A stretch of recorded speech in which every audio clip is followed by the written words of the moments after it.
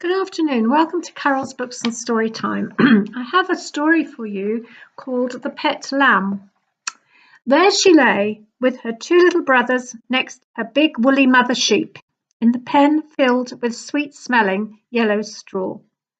Even though she was only a couple of hours old, her tiny tail had been firmly bound by elastic bands, cutting off the blood supply so that it would drop off in about a week, leaving a stump behind.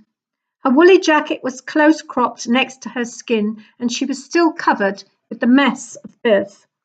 The mother has 3 lambs and can't look after them all, explained the farmer. In fact, we've had so many multiple births this year, and a good number of ewes have died giving birth, that we can't possibly hand rear all the orphan lambs or the extras, hence the reason for my advert in the paper.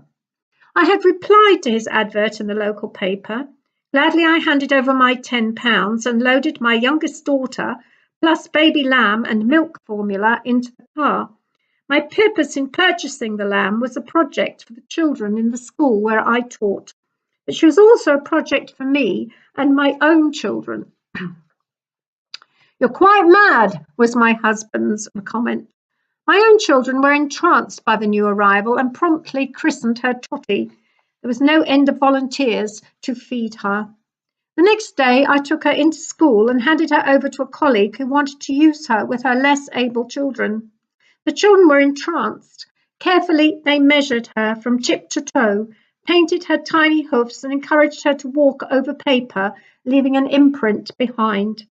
They measured her feed, fed her, noted how much she drank, and so it went on for several months. The children learning firsthand. They wrote about her, they did maths on her. Learning was fun. At playtime, she'd be outside playing with them. On her way into school with me in the morning and on her way back, she would insist on standing between the seats of the car, nibbling my hair. Fellow motorists nearly had accidents when they cast eyes on my strange passenger. In the evenings, we would walk through the streets of the village, with the lamb following. She was really good at playing hide and seek and would come whenever called, much better than a dog, my own children would say. But then the time came to say goodbye to her. Or at first she went to live with my sister in the country, but she did not know my sister's voice and started to become aggressive. So she was passed on to a rare breeds farm to spend the rest of her days. I went to visit her and called her name. Immediately she lifted her head from the sweet grass she was eating and let out a joyful baa and rushed for the fence I was standing by. That was the last time I saw Totty, but I will never forget the lessons she taught me. Innocent little lamb that she was. Lessons that I will never forget as long as I live. I love watching sheep and sheepdogs working them. That's part of my heritage. But I could never understand the story in the Bible of the shepherd leading his sheep, or the concept in the 23rd Psalm of "He will lead me beside still waters." My concept was of sheep being driven by dogs, not led. That is until I became a sheep owner myself. Wherever I would lead, the lamb would follow. No matter what I did, she gave me love and affection unconditionally. I was her security, and she knew me. She developed the same affinity for Maureen, my colleague, who used her so successfully in the classroom. Another thing I learned was sheep are not as stupid as people like to think they are.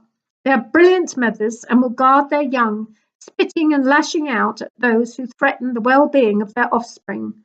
Also, their feet are really well adapted for gripping, which is why they do not fall off the steep mountainsides. My father, who used to work on a sheep farm in New Zealand and later became a vicar, used to say people are very much like sheep. And there isn't much difference between being a shepherd of sheep or a shepherd of people.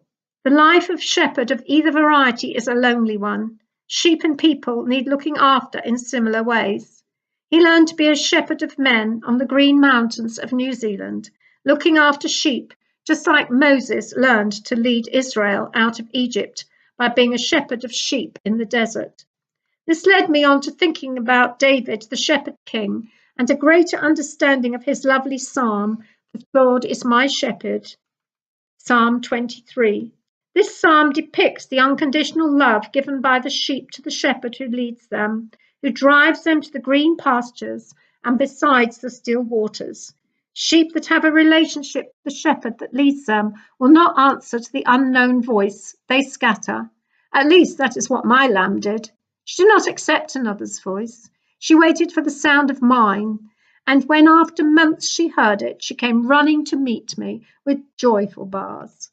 And when you hear the voice of the Good Shepherd calling out for you, don't ignore his voice. Come running, and he will lead you beside the still waters and restore your soul. Bye.